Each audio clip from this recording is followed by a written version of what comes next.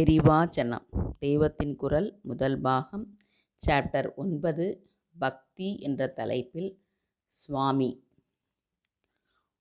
ஒரு வீட்டை பார்த்தால் அதை கட்டியவன் ஒருவன் இருக்க வேண்டும் என்று ஊகிக்கிறோம். இன்ன என்ஜினியர் கட்டினார் என்று அறிகிறோம். ஒரு வண்டியை பார்த்தால் அதை செய்ய ஒருவன் இருக்க வேண்டும் என்று ஊகிக்கிறோம். விசாரித்து பார்த்தால் இன்ன தச்சன் செய்தான் என்று அறிகிறோம். ஒரு வீடு அல்லது வண்டி என்றால் அதில் பல விஷயங்கள் ஒன்றுக்கொன்று இசைவாக சேர்ந்து அமைந்திருக்கின்றன. ஒரு குறிப்பிட்ட பிரயோஜனத்தை உத்தேசித்து அவை இவ்வாறு உருவாகியிருப்பது தெரிகிறது. எனவே இந்த வீடு, இந்த வண்டி ஏதோ தானாகவே அகஸ்மாத்தாக உண்டாகிவிடவில்லை. இதை உத்தேசத்தோடு ஓர் அறிவே செய்திருக்கிறது என்று ஊகிக்கிறோம். ஒரு ஒழுங்குக்கு கட்டுப்பட்டு பல வஸ்துக்களை சேர்த்து உண்டாக்கி இருக்கிற எதை பார்த்தாலும் அதை செய்தவன் ஒருவன் இருக்க வேண்டும் என்று ஊகிக்கிறோம்.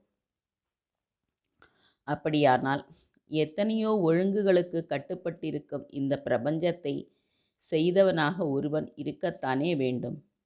எத்தனையோ வேறு வேறு விதமான வஸ்துக்களை பல விதங்களில் சேர்த்து வைத்து பலவிதமான பிரயோஜனங்களை உண்டாக்கி கொண்டிருக்கிற இயற்கையை, லோக வாழ்க்கையை பார்க்கிற போது இவைகளையெல்லாம் இந்த உத்தேசத்துக்காகவே உண்டாக்கி இவற்றை நடத்தி வருகிற ஒரு மகா பெரிய சக்தி இருக்கத்தான் வேண்டும் என்று தெரிகிறது. நாம் உட்கார்ந்திருக்கும் இந்த கொட்டகையை யார் போட்டார்கள் என்றால் சொல்லத் தெரிகிறது. இந்த வாழை மரத்தை யார் செய்தார்கள்? கண்ணில் காட்டும்படியாக அதை செய்தவனை சொல்லத் தெரியவில்லை. ஆனாலும் ஒருவன் செய்திருக்கிறான். அதனால்தான் இப்படி பட்டை பட்டையாக கணக்கு பிசகாமல் உள்ளுக்குள்ளே அடுக்கிக் கொண்டே இந்த வாழை உண்டாகி இருக்கிறது. எந்த ஆயுதத்தை வைத்துக்கொண்டு அந்த ஒருவன் இத்தனை அழகாக பட்டைகளை அடுக்கினான் என்றால் தெரியவில்லை. இப்படியே அந்த மலையை, இதோ மேலே உள்ள நட்சத்திரங்களை, சந்திரனை செய்தவனை நம்மால் காட்ட முடியவில்லை. இவையெல்லாம் எத்தனையோ காலம் முன்னால் உண்டானவை. செய்தவனை எப்படி காட்டுவது என்று கேட்கலாம். சரி, இந்த ரோஜா புஷ்பம் இருக்கிறதே, இது அந்த வாழையை விட சமீபத்தில் உண்டானதுதான். முந்தானாள் ஒரு சிறு மொட்டாக இருந்தது. இப்போது அழகிய பூவாகி இருக்கிறது. இதில் நூற்றுக்கணக்கான இதழ்கள், ஒவ்வொன்றிலும் நுண்ணிய நரம்புகள், வாசனையெல்லாம் வந்திருக்கின்றன. நம் கண் முன்னமே இது மலர்ந்தது. ஆனாலும் மலர்த்தினவனை நமக்கு தெரியவில்லை. மனிதன் எல்லாம் தெரிந்த கெட்டிக்காரன் என்று நினைத்து கொண்டிருக்கிறோம். ஆனால் ஒரு காட்டு மிருகம் சென்னை பட்டணத்தை சுற்றி வந்தால் எதுவுமே தனக்கு தெரியவில்லை என்று எப்படி ஆச்சரியப்பட்டு பார்க்குமோ, அப்படித்தான் இந்த பிரபஞ்சத்தில் நாம் இருந்து கொண்டிருக்கிறோம். மனிதனை விட கெட்டிக்காரனாக ஒருவன் அவனை இப்படி வைத்திருக்கிறான்.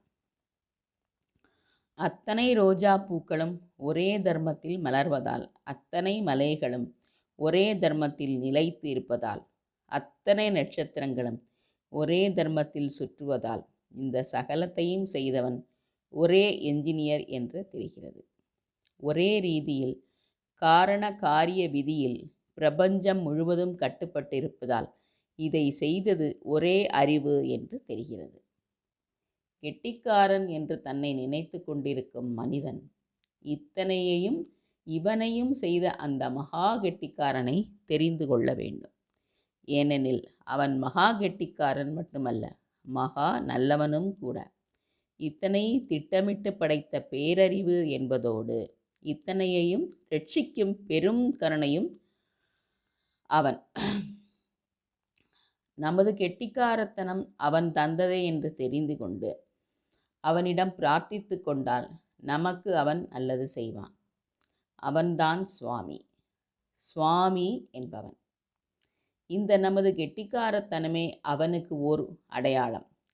கள்ளனை கண்டுபிடிக்க மண்ணில் பதித்த காலடி சுவடு இருக்கிறது போல் உள்ளம் கவர் கள்வனான சுவாமியின் காலடி பிரபஞ்சத்தின் எல்லா இடங்களிலும் பதிந்து கிடக்கிறது.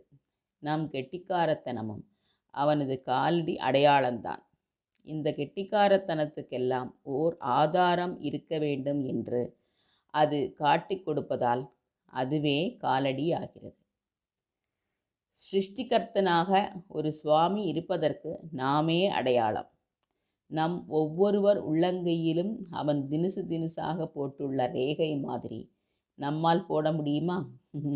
இந்த பட்டணம் முழுவதிலும் அநேக மனிதர்களின் கெட்டிக்காரத்தனத்தால் செய்துள்ள காரியங்களை விட அதிகமாக ஒரு சிறு இலையில் போட்டிருக்கிற ரேகைகளில் விசித்திரம் செய்திருக்கிறான் அவன்.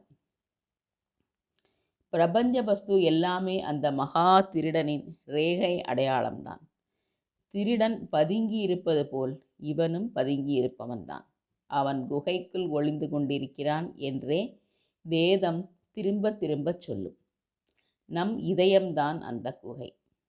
நமக்குள்ளேயே ஒளிந்து கொண்டு நமக்கு வெளியே இத்தனை அற்புதங்களை செய்து நம்மை ஆச்சரியப்படுத்தி தன்னை தேட வைக்கிறான் சுவாமி. அப்படி அவனை